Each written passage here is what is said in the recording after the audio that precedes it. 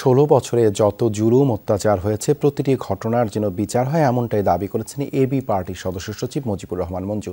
বিকেলে AB party আয়োজিত নিহত ও নির্যাতিতদের স্মরণে গণজমায়েতে এসব কথা বলেন তিনি।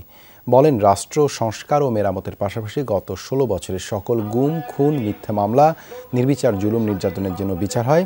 এবি পার্টি সেজন্য তৎপরতা ও সংগ্রাম অব্যাহত রাখবে।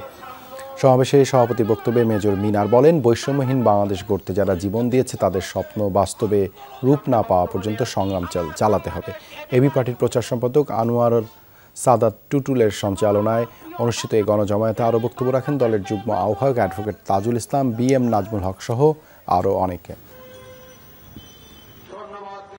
আমরা মনে করি আমরা যে স্বপ্ন, আমরা যে চিন্তা, আমরা যে দিক নির্দেশনার কল্পনা করেছি, সেই কল্পনার আলোকে যে রাষ্ট্র গড়ে উঠবে, সেটাই আমার শহীদের রক্তের উপর দাঁড়িয়ে সবুজ লাল পতাকায় বাংলাদেশের স্বপ্ন নিয়ে আমরা এগিয়ে যাব।